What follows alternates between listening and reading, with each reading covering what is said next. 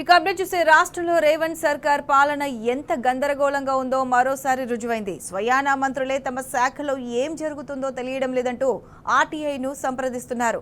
భూముల కేటాయింపులు టెండర్లపై ఆరా తీస్తున్నారు. ఆర్టీఐను సంప్రదించాడు ఆ శాఖ మంత్రి. సొంత శాఖలోని ఏం జరుగుతుందో మంత్రులకే తెలియకపోవడం ఏంటని ప్రజలు కూడా ఆశ్చర్యపోతున్నారు. ఇదేం పాలన అంటూ విమర్శిస్తున్నారు.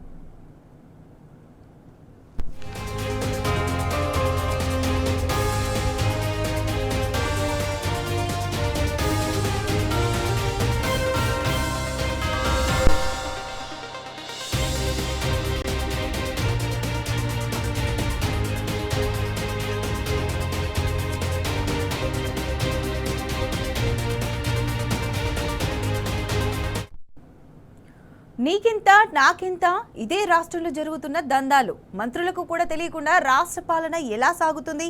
కాంట్రాక్ట్ పనులు టెండర్లు ఎవరి కనుసన్నలో జరుగుతోందనే డైలామా కొనసాగుతుంది. రెవెన్యూ శాఖలో జరుగుతున్న అవకతవకలు స్వయంగా మంత్రి అడిగి తెలుసుకోవాల్సిన పరిస్థితిని రాష్ట్రంలో చూస్తున్నాం. వాటాలో తేడా అంటూ మంత్రుల లొల్లి ఒకవైపు, దున్నపోతు తిట్ల పురాణం మరోవైపు. 2 ఏళ్ల కాంగ్రెస్ పాలనలో విసిగిపోతున్నారు ప్రజలు.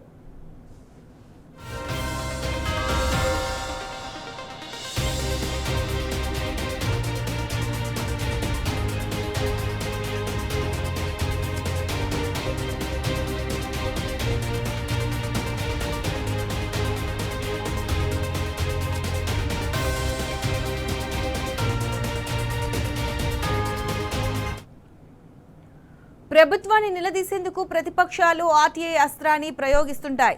పబ్లిక్ డొమైన్లో అందుబాటులో లేని సమాచారాన్ని ఆర్టీఐ ద్వారా తీసుకుని సర్కార్పై అటాక్ చేస్తుంటాయి.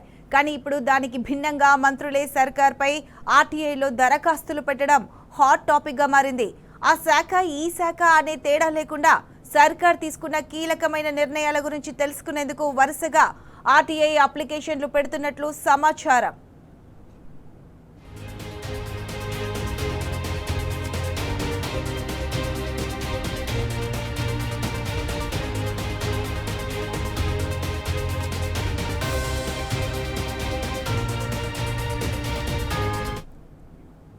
ప్రభుత్వ భూ కేటాయింపులు టెండర్లపైనే ఫోకస్ చేస్తూ ఆర్టీఐకి అస్త్రాన్ని ప్రయోగిస్తున్నారు మంత్రులు. సంస్థలకు వ్యక్తులకు కేటాయించిన భూముల వివరాలు, అలాగే కాంట్రాక్ట్ పనుల కోసం దాఖలైన టెండర్ల వివరాలను ఆర్టీఐ ద్వారా అడుగుతున్నట్లు తెలుస్తుంది.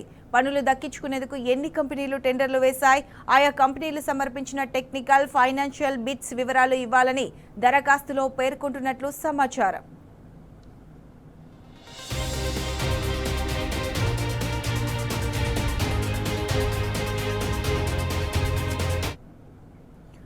ఇదే అంశానికి సంబంధించి పూర్తి అప్డేట్స్ మా ప్రతినిధి ప్రదీప్ అందిస్తారు. Pradeep, good morning. చెప్పండి, కాంగ్రెస్ ప్రభుత్వంలో స్వయాన మంత్రులే తమ శాఖలో ఏం జరుగుతుందో తెలియక ఆర్టీఐను సంప్రదిస్తున్నారు. దీనికి సంబంధించి పూర్తి అప్డేట్స్ ఏంటి?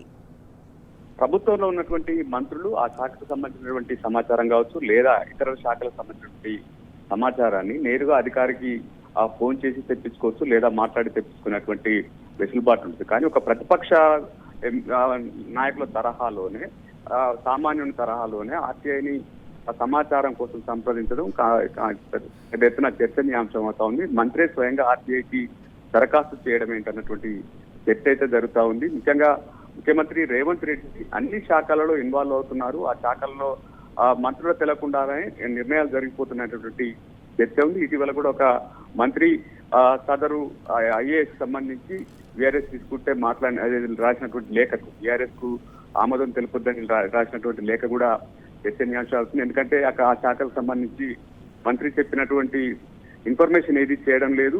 రెండోది, చెప్పిన పనులు కూడా చేయడం లేదు. ఆయనకు నోటీసులు లేకుండానే కమిషనర్ కావచ్చు, లేదా సెక్రటరీ కావచ్చు నిర్ణయాలు తీసుకున్నారు. నేరుగా ముఖ్యమంత్రి ఆ శాఖలో ఇన్వాల్వ్ అయ్యాడన్నటువంటి చర్చ కూడా జరుగుతూ ఉంది. ఇక మరొక మంత్రి సైతం ఆ శాఖకు సంబంధించినటువంటి సమాచారం కోసం ఆర్టీఐ సంప్రదిస్తున్నట్టు సమాచారం అంతా ఉంది. ఎందుకంటే వీరు రాజకీయంగా కొంత ఇబ్బందులు ఎదుర్కొంటున్నారు. కేబినెట్ లో ఉన్నప్పటికీ వారి పనులు జరగడం లేదు. ముఖ్యమంత్రి రేవంత్ రెడ్డి చెప్పిన విధంగానే అధికారులు వింటున్నటువంటి నేపథ్యంలో వీరికి సమాచారం అడిగినా ఇవ్వకపోవడం వల్లే నేరుగా ఆర్టీఐని సంప్రదించి సమాచారం తీసి పెట్టుకుంటున్నారు అనేటువంటి చర్చ అయితే జరుగుతా ఉంది. ముఖ్యంగా మంత్రులను ముఖ్యమంత్రి రేవంత్ రెడ్డి కాన్ఫరెన్స్ లో తీసుకోవడం లేదు. రెండోది ఎప్పుడు మంత్రివర్గ విస్తరణ జరిగినా ఆ మంత్రికి వేటు తప్పదన్నటువంటి ప్రచారం జరుగుతూ ఉంది.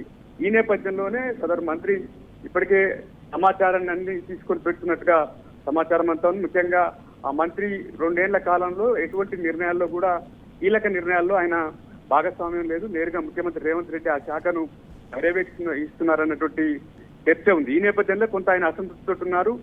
గత కొంతకాలంగా ఆయన మౌనంగా ఉంటున్నటువంటి పరిస్థితులు అయితే చూస్తా ఉన్నాం. ముఖ్యంగా రాజకీయ భవిష్యత్తును దృష్టిలో పెట్టుకొని ఆ రకంగా సమాచారాన్ని సేకరించి పెట్టుకుంటున్నారన్నటువంటి చర్చ ఒకటి. రెండోది ఆర్టీఐ ద్వారా ముఖ్యంగా రెవెన్యూ శాఖ కావచ్చు లేదా ఇతర శాఖలకు సంబంధించినటువంటి టెండర్లు కావచ్చు, భూ కేటాయింపులకు సంబంధించినటువంటి సమాచారం తీసుకొని మరొక మంత్రి తీసి పెట్టుకుంటున్నారు. ఎందుకంటే ఆ గతంలో నిర్ణయాలు జరిగినాయని చెప్తున్నటువంటి నేపథ్యంలో ఆ నిర్ణయాలకు సంబంధించి స్వయంగా మంత్రి అడిగితే సమాచారం వస్తుంది. కానీ ముఖ్యమంత్రి రేవంత్ రెడ్డి అవి ఏవి ఇవ్వకుండా అధికారులపై ఒత్తిడి తెస్తున్నారు. ఈ నేపథ్యంలో వారికి సమాచారం రాకపోవడం వల్లే ఆ మంత్రులు ఆర్టీఐని సంప్రదిస్తున్నారన్నటువంటి చర్చ నడుస్తోంది. గత కొంతకాలంగా రేవంత్ రెడ్డి ప్రభుత్వంలో మొత్తం అటు మంత్రులు ముఖ్యమంత్రి మధ్య విభేదాలు స్పష్టంగా కనిపిస్తామని స్వయంగా ఢిల్లీ స్థాయి వరకు ఈ మంత్రుల గొడవలు ఢిల్లీకి వెళ్ళినటువంటి నేపథ్యంలో మంత్రులు అదేవిధంగా ముఖ్యమంత్రి రేవంత్ రెడ్డి మధ్య గ్యాప్ రోజు రోజుకు పెరుగుతుందని చెప్పాలి.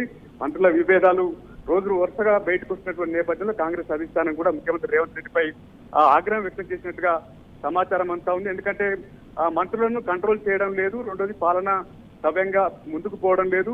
అటు పార్టీ పరువు, ప్రభుత్వ పరువు పోతుంది. దాన్ని కంట్రోల్ చేయాల్సినటువంటి అవసరం ఉందని చెప్తున్నట్టు సందర్భంలోనే మంత్రులు ఏదైతే ఆర్టీఐని సంప్రదించడం పెద్ద చర్చనీయాంశం అయితే అవుతుంది.